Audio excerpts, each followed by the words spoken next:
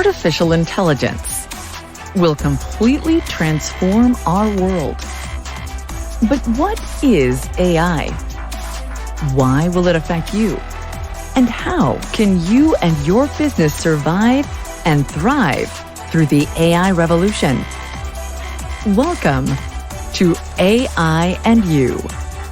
Here is your host, author, speaker, and futurist, Peter Scott.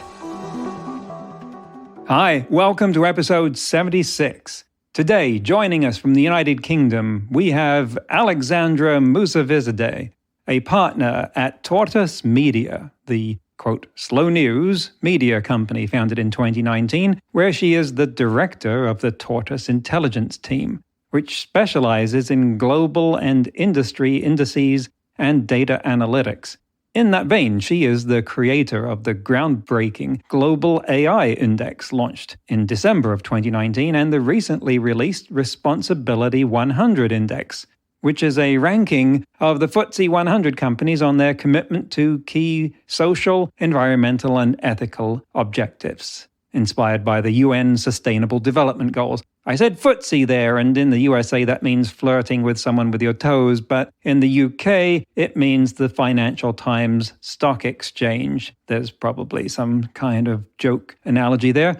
That's the list of the top 100 companies on the London Stock Exchange, kind of like a bigger version of the Dow Jones. She holds a degree in economics and mathematics from the University of Copenhagen and was head of risk management at Morgan Stanley in London. She also started the Global Disinformation Index, which we'll be getting into in part 2. Tortoise Media is hosting and informing a lot of important conversations about how to evaluate the role and impact of AI in the world today. And we caught up with her right after she hosted their cybersecurity summit. Let's get to talking with Alexandra Mousavizadeh. Alexandra, welcome to the show. Well, it's lovely to be here, Peter. It's a real pleasure. Thank you so much for having me on. You've achieved so many things, and what we want to primarily talk about here is the different indexes that you have created, which occupy, to me, a pretty unique sort of position in the ecosystem of the world economy and corporate responsibility. And that's not something that's on the career advisor's wall at a school of here is something that you might do when you leave school or university and start one of these things or even understand what they are or how they work. So what was it that propelled you, that drew you into that kind of work? It's a very good question. And actually, it's interesting looking back at my career and having not set out to spend it entirely on index creation and index building for corporates and for nations is where I ended up. I am an economist and mathematician is my background. I'm from Copenhagen, and I moved to New York and started my career at Moody's and their sovereign risk team covering Russia, Central Asia, Middle East, and ended up also covering Africa. And anytime you're assessing a nation, you're doing it on a lot of different parameters. Essentially, the methodology you create there is an index, and that index evaluates a nation's capability and capacity to, on debt sustainability and their ability and willingness to pay back debt. So that's how I got into thinking about how you model risk and look at risk. And essentially that is through the framework of an index. Then I went to Morgan Stanley to do the same thing. And then I have also run something called the Global Prosperity Index out of London. And when I joined Tortoise Media 4 years ago, it was to set up the intelligence and research unit for Tortoise here in London that would build and produce indices that would provide the longitudinal studies on topics that we were very interested in. But having that index background was the reason James Harding, who is the founder of Tortoise Media, came and said, would you come and build that here? And as it happens, just as we were starting Tortoise Media, there were a couple of governments that said, you are an expert in index building. Could you think about how we would create a new index measuring national ecosystems on AI? Because so many countries were about 4 years ago surfacing with strategies on AI. It's an important topic, and there was no real measuring mechanism of how you would track progress and monitor it over time. So sort of that was one of the first indices that we were asked to build. And then others, as you mentioned, have come subsequently. One is on measuring the FTSEs on their ESG. And as you know and mentioned, I've also been involved in establishing a Global Disinformation Index. So it wasn't by design, Peter, but it has been by default, really, that I have ended up spending my career on index creation and how you use the data that's available. And now it's much more sophisticated, and we can tap into what you would call unstructured data and use all kinds of techniques to gather data that you couldn't when I started my career. So actually, index creation has evolved over time, creating an ability to give us much more insight than we could 25 years ago when I started out my career. Now, I want to understand what the role of these things is in the global ecosystem, because from 100,000-foot view to a newcomer, the AI index, for instance, looks like a beauty pageant or American Idol or Britain's Got Talent kind of ranking. And there's a lot that goes into that because, as you just alluded to, there are complex factors that have to be weighed, and yet that's what you're doing. So as a result, who uses the index and what for? It is, if I may step back, just maybe one step back and looking at sort of what the purpose of an index is first, right? And you're absolutely right. These rankings get released and it's a little bit like a beauty pageant, who's top and who's second and third and who's at the bottom of the index. And that gets a lot of attention. Now, the reason why I think it's good that it does get attention, it is that the purpose of the indices are, while they're not perfect because you're trying to measure many different types of nations on something that's quite complicated, and you're using a sort of a one-size-fits-all. So there will be some of the nuance that you do lose, but what you do gain is you're putting everyone on an equal footing. You're creating, some would say competition, I would rather say and use the word inspiration, because when you organize the data like this and create an index and a ranking, it sharpens people's mind on how they are performing, and hopefully also creates let's look at countries that are doing better so they can be a source of inspiration or a source of, this is a model that works well in this country. Maybe it's something that would work well for us. For example, and I'll go into the details of the AI index and sort of what we're trying to achieve with that index. But for example, Finland has been very successful in certain aspects of the AI ecosystem, and it's been used because they've taken the view that the entirety of its population should really be versed in AI as much as is possible. And so that has been lauded as, this is something maybe we should all think about. Maybe our population should have access to online learning when it comes to AI, and actually should be a requirement for all that they've taken some sort of base course in this. It doesn't work everywhere, but it's definitely a source of inspiration, and it's a model that's worked well for Finland. And then you've looked at sort of the Israeli ecosystem that has a very different profile, but other areas of strength that other nations are looking at as a source of inspiration, and so on and so forth. But when you're looking at trying to wrestle down into an index something so complicated as measuring an AI, a national AI ecosystem, there's a lot of thought and time that goes into what is the framework, what are we trying to get to here, and what are the right components that go into it? What are the right indicators? How do we source it? And also, how do we weight it? Are some of these indicators more important than others? And so we did gather and I'm very grateful to the advisory board on looking at drawing from academia, CTOs from big businesses, AI startups, policymakers and the like, to really get our arms around all of the different aspects that go into the ecosystem. And from there, we started out, with maybe 500 indicators, and we kicked the tires on them. And then we ended up with 150 indicators that sit across 7 pillars. And actually, the interesting thing with the AI index is that it's so difficult to measure this using what I would say normal static data points, as in drawn from the World Bank and the IMF and other places and UNESCO on education. We had to go to what you sort of quite creative and unusual data sources to really figure out how do we map the talent pool, the research community and the investment space and the funding that goes into this, because they don't necessarily sit on what you would say traditional statistical platforms. They sit in coding communities and online platforms and in hackathons and meetups. So we had to be quite creative in terms of what data we used. And then we had to set out to actually gather all of this data. And also a lot of considerations of data sources that are really good for maybe the US and Europe. Are they also good for Asia? And specifically, are they good on China? So we had to go to a lot of experts on the data sources themselves to work out, are we using the best sources possible?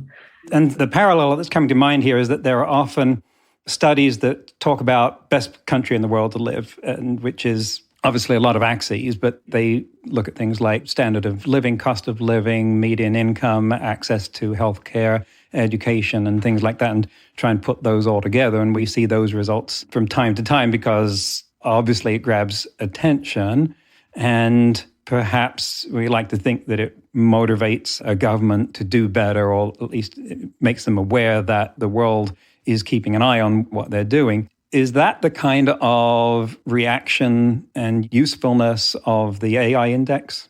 Yeah, it is something that the governments pay a lot of attention to now, because it is now the largest measurement platform of AI ecosystems out there in the world. And therefore, a lot of the governments are using it to benchmark where they are. So they keep a keen eye on how they're performing on the index. And it's not just because you want to be high on the index. That, of course, is very nice in terms of the ability to attract investment and so on. But also, AI is, as you know, Peter, it is something that is on a lot of people's radar. And it's not only because it's important to be at the forefront of innovation and it's good to be at the cutting edge of AI in and of itself, but it's also because the promise of AI is that once you've got an ecosystem that can innovate and has the capacity to innovate on AI, you also would hope that there is a capacity to adopt it, because the adoption of AI is something that could lead to a step change in growth. It would impact productivity positively. It would, adopted correctly, support health systems and also efficiency gains across not only the private sector, but the public sector. So it holds all of this promise for improvement and economic growth. But what it also does is nations are competing on this when it comes to geopolitical standing. The countries that do well on AI are also countries that can lead on things like facial recognition, machine learning. But quantum compute is on a lot of governments' radar. And the importance of quantum compute is that if you are on the forefront of the ability to innovate and to actually hack and crack and commercialize quantum compute, then you're also able to impact cybersecurity. The encryption models that are in place now will be heavily impacted by what quantum compute can do down the line. But it also, quantum compute, there's sort of almost no outer edge on what we imagine that this can do. We were just having a very interesting conversation here with Demis Hassabis, who runs DeepMind, but also Kai-Fu Lee, as you know, who was running Google in China and CEO of a big investment platform, and sort of really thinking through what quantum compute can do. And it's this, everyone agrees that it can revolutionize the way that we operate today across many, many sectors and in many, many areas. But it also has I wouldn't say a warfare component to it, but there is a certain sense of an arms race when it comes to this. Whoever owns the edge in these areas are going to have the edge on many things, on cyber, on growth, on disruption of industry as we know it today. So there definitely is an aspect of the race here that is geopolitical and not only great in terms of unlocking growth and so on. Thank you. And talking about the risk, you pointed out the risks of quantum computing with respect to disrupting encryption protocols. And with AI, there's a lot of talk about the risk to the economic stability by automation, principally not necessarily making half the population redundant, but of accelerating the flow of capital in the wrong direction from people who are doing jobs that are easily automated to people that own the technology that automates that. Does the responsibility in the AI index, does that track that kind of inequality or the level of a government's responsibility with respect to helping prevent this divergence, this parting of the waters in the population? It's a really good question. It is not directly, explicitly in the index, because measuring the impact on labor markets is something that's quite hard to do. That said, it is something that we think about a lot. We discuss in our AI community around the index, and we have these monthly roundtables and summits twice a year. And the question of inequality comes up all the time. How is this going to impact? There's a lot of layers of AI and inequality. The first one, which you touched upon, is how is this going to impact the labor market? Who's going to be made redundant? And there are different theories on this. There is the question about which jobs are going to be in danger, right? And sort of if you look sort of globally, sort of the theory is that actually sort of in the sort of US and Europe world, it is a sort of white collar worker that is much more at risk of being impacted, and less so much sort of service and blue collar workers, because robotics are still sort of quite far away from being able to carry someone or care for someone.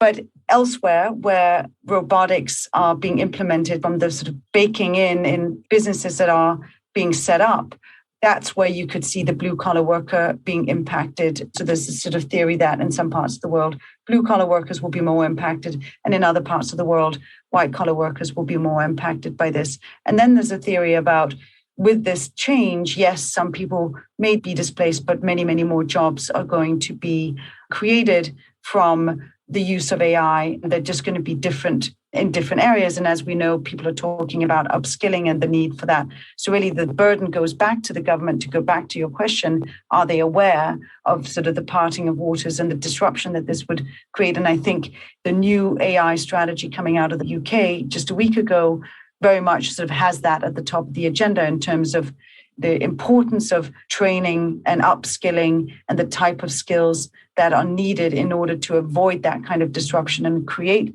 a dislodgement in society, an inequality in society where people are left behind by the AI and the implementation of AI and not being able to sort of maintain a foothold in the labor market because they don't have access to the skills and training.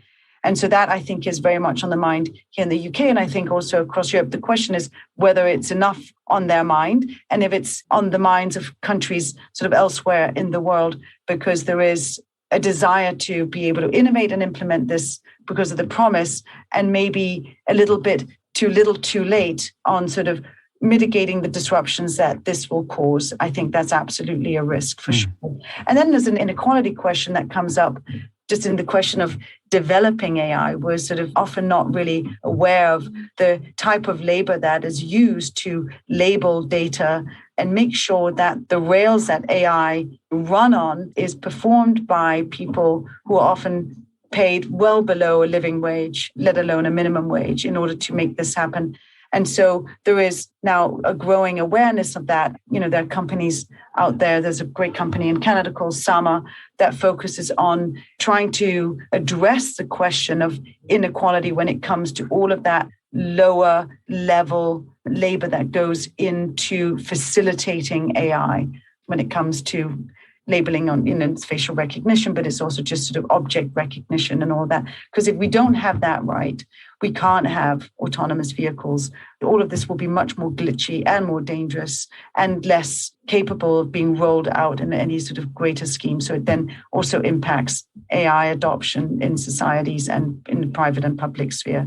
And then there's also just a question of, there's a diversity question in AI as well.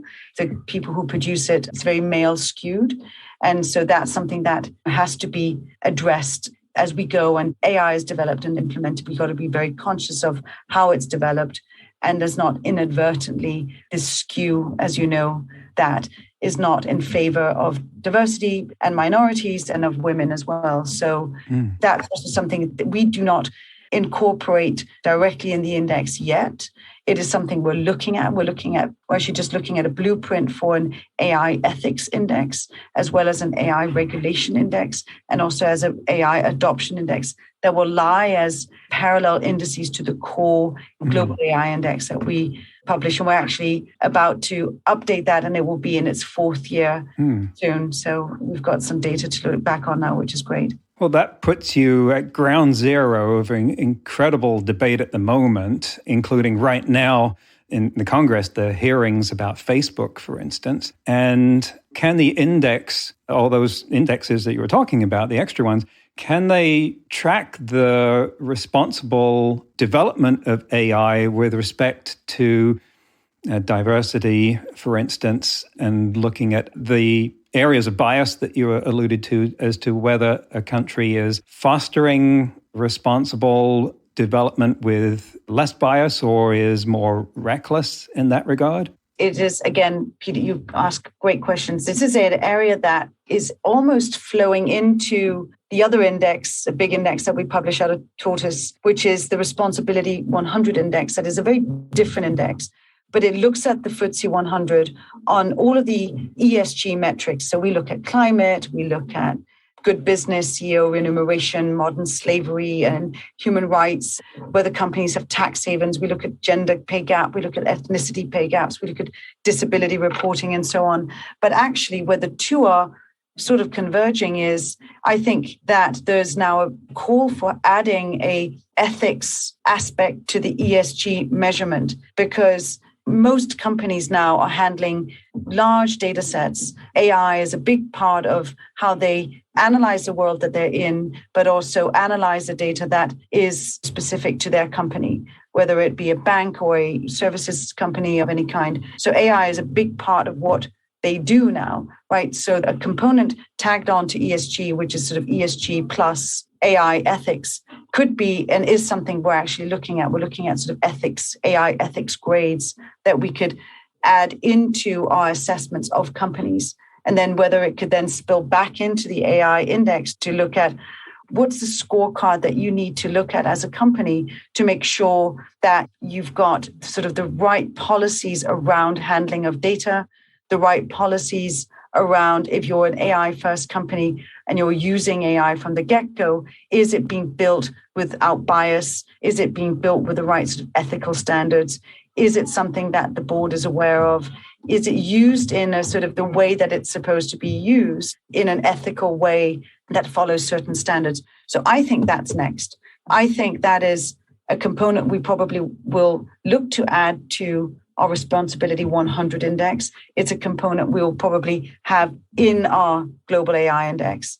But to go back to your question about Facebook, it would be then one that you would then start. And I know many companies are starting to look at sort of big tech platforms, and sort of an ethics grade is being discussed, if not loosely, sort of trying to wrap some metrics around that. But we'd certainly be keen to take a first stab at that from a metrics perspective, given that we are the publishers of the Global AI Index.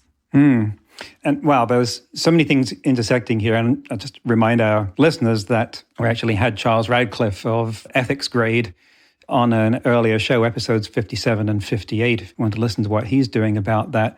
And I can see in Facebook, it seems like all of these things are intersecting at once. Disinformation, ESG, and AI, they're all on display right now in Washington. But I would like to, before we leave behind the issue about economic inequality, to ask what your thoughts are about how we could direct the flow of capital so that it doesn't end up in one place. Because every time some Silicon Valley company disrupts an industry, then if they're successful, you get this enormous amount of capital going into the pockets of the investors and the people who own the company, and it's coming out of somewhere else. But at that point in the American economic structure, it's already too late to do anything about it. Bill Gates has talked about a robot tax. I have yet to see any details of something that looked doable in that, but do you have thoughts? I realize this is a little outside the topic of the index, but this is the sort of thing that I would be interested in your thoughts on how that capital flow might be made better for the people that it's currently coming away from. I mean, in Europe, we're certainly pushing for taxation of the big tech platforms. As you know, Margrethe Vestager in Brussels is leading on that effort. And the ethos there is exactly what you're alluding to. There's the redistribution of the gains that are held on few tech platforms, and how we get to a point where we sort of can redistribute some of those gains so they actually can sort of flow back out into society and support some of the issues that they create, frankly. But also, it is a very big pool of untaxed resource that in the UK and in Europe, certainly the view is that that needs to be rebalanced, if you will. And a lot of different proposals are coming out from here in terms of how you could tax in a way that is not too burdensome, but creates some sense of fairness. And I don't know how familiar you are with sort of what's coming out from Europe, but there's the idea that sort of on average, there should be at least reaching from what is essentially a 0% tax of the tech platforms to something that's more like sort of a 10 to 15% taxation of tech platforms to begin with. And then we sort of start from there. But I think even that is going to be quite hard to implement. But it's definitely on the horizon. So that's on the taxation side, right? And the redistribution of the wealth after it's being created. And in terms of sort of, that's the outcome or output, right? But you were also asking a question about, is there something to be done before that happens? And in order to avoid that, it's the sort of clustering and very few companies. And that's where sort of regulation comes in. And there's a question of what role should regulation play? So that right now, the conversation around regulation is, what do you do when you get to a point where you're so big as the tech platforms are today? And how do you view that in the context of taxation, but also in terms of competition? But maybe there's also a role for regulation to play in terms of encouraging a distribution of funding that goes in and sort of maybe how to better redirect that so it's more dispersed on not just the sort of few that clusters that seem to be very successful, but maybe we could do that and spread that a bit more evenly, not just sort of within countries, but also across. So there are funds here set aside in Europe for AI innovation and tech. And one of those, the things that they're trying to do is actually make sure that it is dispersed around and across Europe to make sure that surfaces maybe also some diversity in thought. Some things get oxygen that might not otherwise have got it because the venture capitalists tend to sort of see things in a certain way. And these European funds are maybe going to be a bit more risk-taking and a bit more interested in sort of trying to get out to the sort of the corners of the region, which I think is a very interesting take. Mariana Mazzucato obviously talks a lot about this and the role of a European body, but also of governments and what role they should play. And I think that's an important point in this context, is that private capital behaves in a certain way, as it should and as it does, but is not taking the risks that lead to breakthroughs and innovation that we've seen come from, as you know, decades ago, where the US government and the UK took some big risks. And that led to a lot of the technology that we use today. And I think that has decreased in recent times. And I think Mariana Mazzucato's point is we need to probably get back to that mission-focused funding by governments to say, let's take some risk, let's put some big money against things that may or may not yield an outcome, but I think it's worth trying. And that's the end of the first part of the interview.